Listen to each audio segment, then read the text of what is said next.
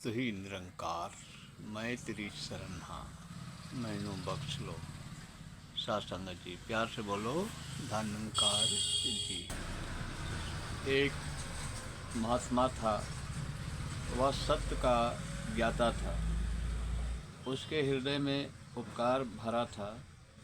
गांव-गांव, शहर-शहर घूमता था और घूम घूम कर सत्य बांटता था।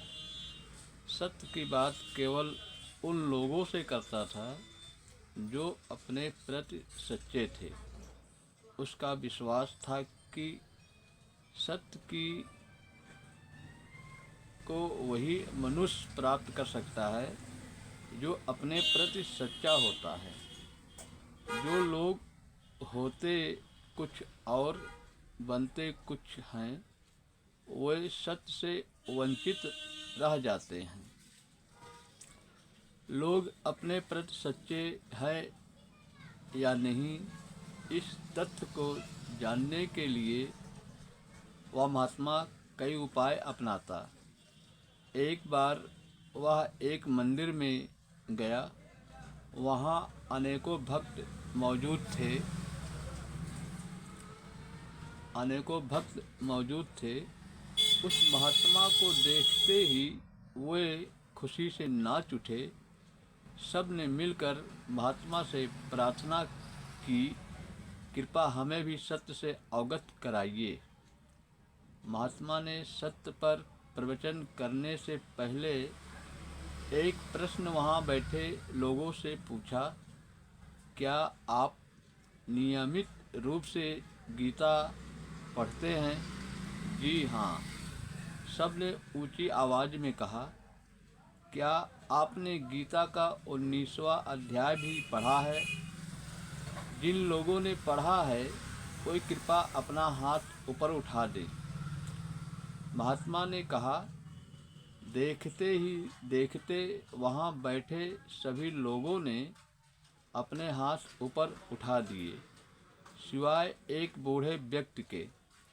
वह महात्मा जोर से हंसने लगा, फिर बोला, याद रहे गीता में कुल 18 अध्याय हैं। सभी उसकी बात सुनकर बहुत शर्मिंदा हुए। खैर, जब वह महात्मा सत्य चर्चा कर चुका और लोग अपने घरों को जानने शुरू हो गए, तो उसने उस बूढ़े व्यक्ति को जो घेरा और उससे कहा, तुम सचमुच ही सच्चे व्यक्ति हो। मेरा विश्वास है कि यदि तुम जैसे सच्चे आदमी धरती पर कुछ और हो जाएं, तो धर्म की हानि किसी तरह से भी नहीं हो सकती। उस बूढ़े आदमी ने कहा, महात्मा जी, आप गलत समझ रहे हैं। मेरे हाथ में तो पीड़ा थी, इसलिए मैं हाथ न उठा सका, अन्यथा हाथ तो मैं भी उठाना चाहता था। ऐसे हैं आजकल के धार्मिक लोग। कुछ भी जानने की इच्छा रखने वाले व्यक्ति को अपनी जानकारी के झूठे अभिमान का हर कीमत पर त्याग करना होगा, अन्यथा उसकी यह इच्छा पूरी होने वाली नहीं। व्यक्ति जब तक अपनी अज्ञानता को स्वीकार नहीं करता, ज्ञान की उपलब्धि कर पाने में कभी भी समर्थ नहीं हो सकता। सासंगत जी प्यार से बोलो धन्यकार जी।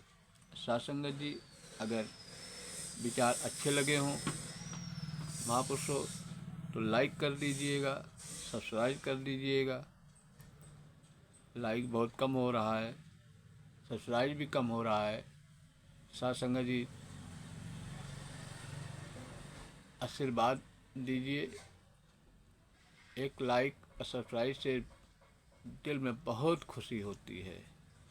यही आपका आशीर्वाद है सासंगत जी। आगे भी जैसे भी होगा आशीर्वाद दीजिए और बढ़िया बढ़िया आपके सम्मुख लेकर आएँ। दास को भी आशीर्वाद मिले, आपको भी मिले। प्रेम से बोलो धन निरंकार जी।